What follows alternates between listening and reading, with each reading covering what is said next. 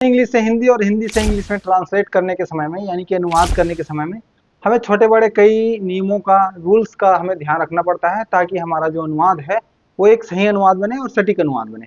ठीक है, तो ऐसे ही अनुवाद की शुरुआत करने के समय जब टेंस के लिए एक छोटा सा रूल है, उसको मैं यहाँ एक्सप्लेन करने जा रहा हूँ। आप ध्यान से देखिएगा। तीनों काल का, यानी कि तीनों टेंस का मैंने यहाँ पे एक एग्जाम्पल के तौर पे एक वाक्य ले लिया है। ठीक है, जैसे कि आपका पहला वाक्य है, जज अपने निजी सहायक से कहता है कि मैं जाऊंगा। अब कहता है तो सीधा सा हमें पता चल रहा है कि ये सिंपल प्रेजेंट का वाक्य है ना। दूसरा जो वाक्य है, सीनियर ने अपने जूनियर वकील से कहा कि मैं जाऊंगा। अब कहा का मतलब इससे पता चल रहा है हमें कि वर्ब क्या आ रहा है, कहा, यानी कि पास्ट की बात हो रही है। ठीक है, भूतकाल की बात हो रही है। और तीसरा जो सेंटेंस है, जूनियर अपने सीनियर वकील से कहेगा कि मैं जाऊंगा। कहेगा तो ये फ्यूचर का हो गया, एक प्रेजेंट का हो गया, एक पास्ट का हो गया और एक फ्यूचर का हो गया। ठीक है दोस्तों, जज अपने निजी सहायक से कहता है। ठीक है, कहता है इसका मतलब क्या है, ये वर्ब है ना। तो इस तरह से आप देखेंगे ये जो कहता है ना, ये की के पहले आया है। तो ये की से पहले आने वाला जो वर्ब होता है, ठीक है, ये जो वर्ब है इसको बोलते हैं रिपोर्टिंग वर्ब। ठीक है, और ये जो की के पहले जो रिपोर्टिंग वर्ब आता है, ये किस में है आपका, ये प्रेजेंट में है ना, प्रेजेंट में, यानी कि वर्तमान काल में है। तो आप सिंपली यहाँ पे क्या है, मैं जाऊंगा का विल गो आप ट्रांसलेशन बनाएंगे, जो कि सही है। ठीक है, इसमें सही है, तो ट्रांसलेशन क्या बनेगा आपका, जज अपने निजी सहायक से कहता है,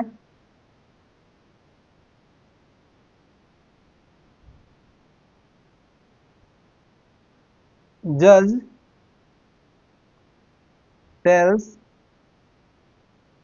हिज पीए प्राइवेट असिस्टेंट, है ना, निजी सहायक से कहता है। जज टेल्स, टेल्स आएगा क्योंकि एस या एस लग के होगा ना। तो जज टेल्स हिज पीए दैट, की के लिए आ जाएगा क्या, that I will go, I will गो, मैं जाऊंगा। ये बिल्कुल सही है दोस्तों, लेकिन यहाँ पे जैसे आपने मैं जाऊंगा का, मैं जाऊंगा, यहाँ जो पास्ट टेंस है इसमें नहीं होगा। ठीक है, इसमें क्या होगा, जैसे सीनियर ने अपने जूनियर वकील से कहा, ये क्या हो गया, ये की के पहले क्या है, पास्ट का आ रहा है। ठीक है, पास्ट का भाव दे रहा है, रिपोर्टिंग वर्ब क्या है, पास्ट टेंस में है। तो पास्ट टेंस में है तो मैं जाऊंगा का यहाँ सेम आप मैं जाऊंगा आप ट्रांसलेशन नहीं कर सकते, उससे गलत हो जाएगा। ठीक है, सीनियर ने अपने जूनियर वकील से कहा, आप चाहें तो द लिख सकते हैं क्योंकि ये senior told his junior advocate that, क्या कहा, की के लिए आ जाएगा दैट, दैट मैं जाऊंगा यहाँ नहीं होगा दोस्तों, यहाँ पर फिर क्या होगा, यहाँ पर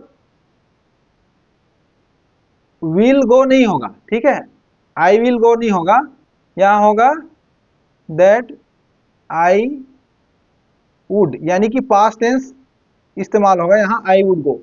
ठीक है, और लेकिन इसी तरह से फिर जब हम फ्यूचर में आते हैं तो फ्यूचर टेंस में भी फिर यही होगा जैसे आपका प्रेजेंट के लिए हुआ। ठीक है, तो जूनियर अपने सीनियर वकील से कहेगा। अब इसमें क्या है, ये की के पहले जो आपका रिपोर्टिंग वर्ब है ये कहेगा, है ना, ये किसमें, फ्यूचर टेंस में है।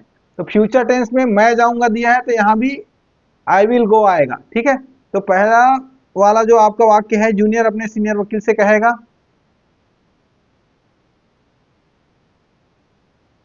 Junior,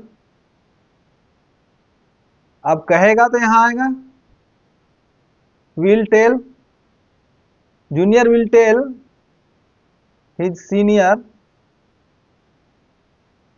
advocate, his senior advocate that I will go. ठीक है, तो अब इस तीन एग्जांपल से आपने क्या समझा दोस्तों, कि जो तीन काल होते हैं हमारे, ठीक है, वर्तमान काल, भूतकाल और भविष्य काल, यानी कि प्रेजेंट टेंस, पास्ट टेंस और फ्यूचर टेंस। तो आपका जो प्रेजेंट है, ठीक है, प्रेजेंट वाले वाक्य में और फ्यूचर वाले वाक्य में, इसमें तो आपका जो रिपोर्टिंग वर्ब के बाद में जो दोबारा जो वर्ब आता है वो ज्यों का त्यों रहेगा जिस टेंस में वो लिखा गया है। जैसे यहाँ फ्यूचर टेंस में मैं जाऊंगा लिखा है, यहाँ भी मैं जाऊंगा लिखा है, यहाँ भी मैं जाऊंगा लिखा है। तो जो प्रेजेंट और फ्यूचर वाला होगा दोनों में ज्यों का त्यों ही रहेगा, यानी कि जैसा है मैं जाऊंगा का ट्रांसलेशन मैं जाऊंगा ही बनेगा। लेकिन पास्ट वाले में क्या होगा, पास्ट वाले में फिर आपका पास्ट फॉर्म यूज हो जाएगा। वहां पे जैसे कि मैं जाऊंगा लिखा है तो आई विल गो नहीं होगा, ठीक है, क्योंकि उसका जो पहला मेन वर्ब है यानी कि रिपोर्टिंग वर्ब है वो जिस टेंस में है अगर पास्ट में है तो फिर आगे वाला भी उसका पास्ट में हो जाएगा, ठीक है। तो यहाँ एक नियम के तौर पे एक बना के रखा है दोस्तों एक स्लाइड, यहाँ पे आप देख सकते हैं नियम आपका है, ठीक है।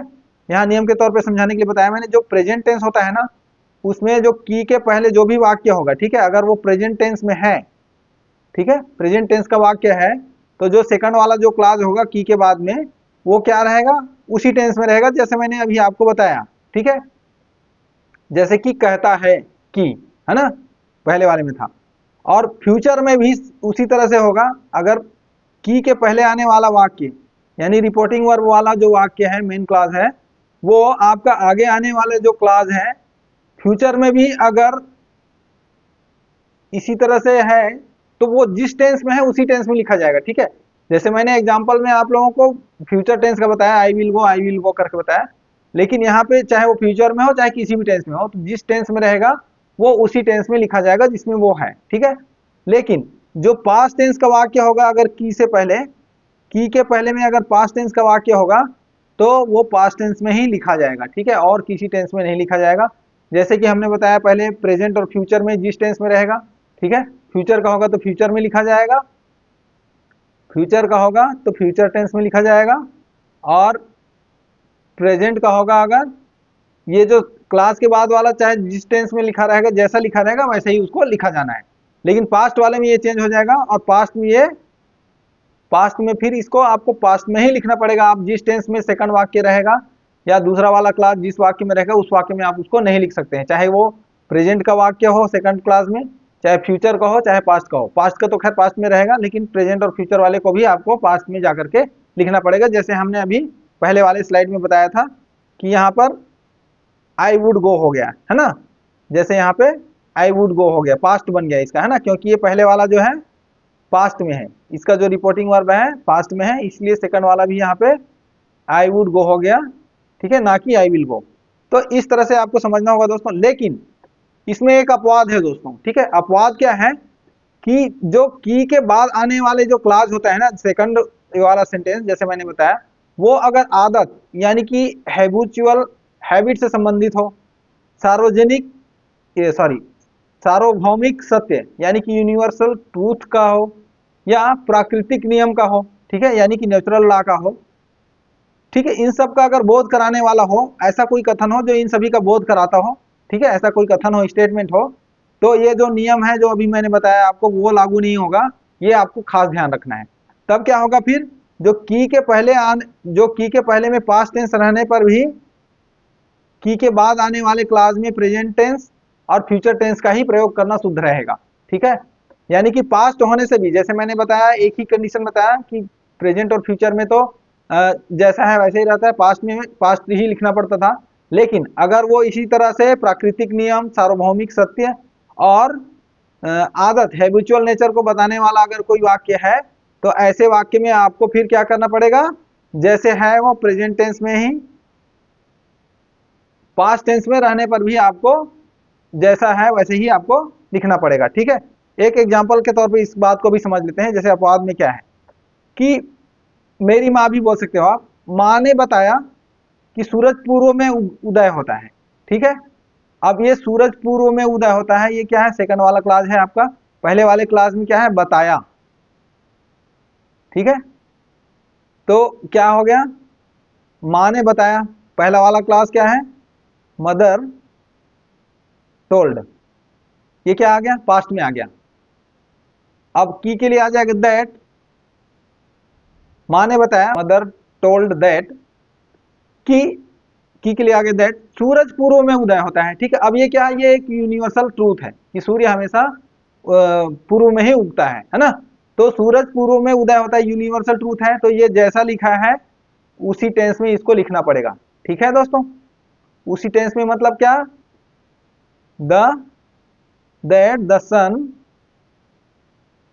राइजेस इन द ईस्ट, ठीक है।